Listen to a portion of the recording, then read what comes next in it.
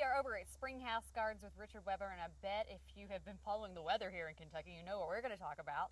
Rain, but in the context of rain gardens, because honestly, I think most of my landscape right now is like, okay, enough's enough. Yeah, we've had a lot of rain, and not just in July, but gosh, in April and June. I really think we've now had this monsoon season in Kentucky. Yeah. We'll see if it continues into next year. It's making everything nice and green. I know. But this actually, the city of Lexington has really been getting involved in creating rain gardens ever since we've had a lot of flooding issues and things. So if everybody on their own property could take care of the runoff that's created by paving and by putting roofs and patios and things in, the city of Lexington wouldn't have, or other towns around us wouldn't have as much flooding. So one of the ideas is just to create this shallow basin type of area where your water runs into and it can percolate down into the subsoil much more gradually. A rain garden isn't designed to hold water more than about a 24-hour period.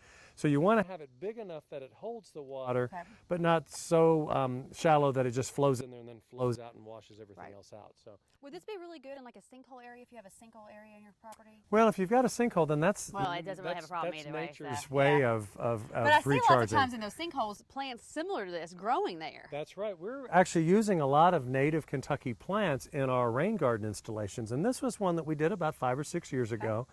And it's really kind of grown into its own now.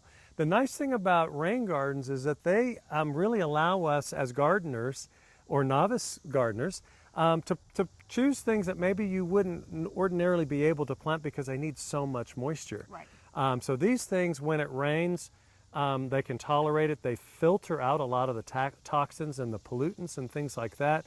But they're well suited to these boggy kind of wet soils. And things like Joe Pye weed. This is one called Baby Joe. This is the smallest of the Joe Pyes. So if this guy is the smallest, you can imagine what a regular Joe Pye weed, regular Joe Pye can get up to 15 feet tall. So this is Baby Joe. And we'll talk maybe in the next segment about some of the other plants that you might be able to use in a rain garden. Sure, and if people have questions for you about rain gardens? They can give us a call out here at our landscape office at 224-0033, or you can come out to our garden center here on Harrodsburg Road. Our number here is 224-1417.